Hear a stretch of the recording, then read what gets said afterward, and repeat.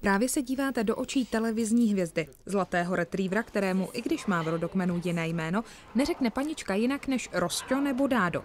A i přesto, nebo snad právě proto, se stal hvězdou tureckého seriálu. To je vlastně asi 6 let zpátky, kdy teda jsme byli natáčet v Turecku s Rostíkem na seriálu Şansa Bek. A dostal se tam tak, že jeho tatínek, který byl hodně jakoby mu podobný v barvě i ve výrazu obličeje, tak byl dlouholetý matador prostě filmových polí, místních i zahraničních.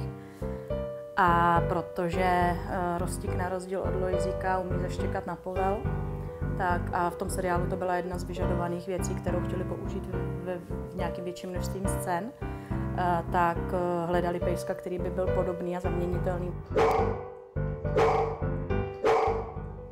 Pozdrav, pozdrav, sedni. To jsem ho učila v zásadě tak, že jsem zjistila, že ho hrozně rozčiluje, když dělám, že ho nevidím a přitom on je hodně blízko, takže jsme se vždycky honili po lese, já jsem si stoupla ke stromu, schovala jsem si hlavu pod bundu a zoufale jsem volala Rostíku, Rostíku, kde seš?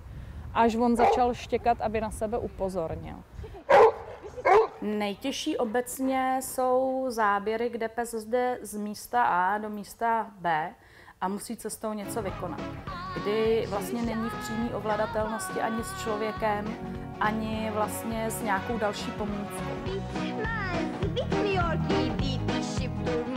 Pořád jsme vlastně vymýšleli nějaké hry a nějaké zábavy, protože tam to působí, tam se ty věci dělají čistě motivačně. Nikdy se ten pes v průběhu toho netrestá, jenom se vlastně vysvětluje a jenom se odměňuje, jenom je to vlastně formou hry. Takže pokud si pejsek v postupem času zvykne se soustředit, mezi tím si odpočinout, tak pro něj natáčení nějaké takové věci je spíš taková jako dovolená, kdy má plnou pozornost páníka a ještě dostává spoustu žrádla za odměnu. Popros.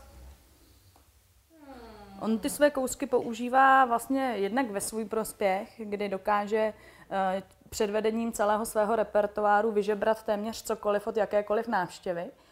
A jinak já to používám na to, když mi spadnou klíče nebo když mi spadne ovladač od televize, tak on běžně zvládá tadyhle ty záležitosti podat nebo přinést. Rasty, podej.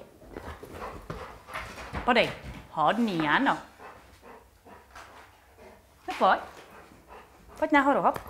Nejradši se válí a nechá se drbat na břiše. To je jeho nejoblíbenější poloha už jako od štěňátka, jsme se mazlili.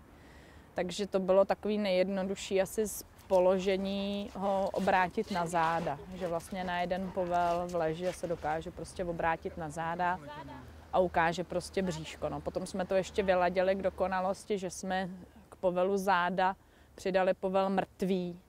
A to si úplně lehnul, přestal vrtět ocáskem, zavřel oči a ležel bez hnutí a nechal se vlastně přikrýt kusem látky nebo bundou, aniž by se zdvihnul.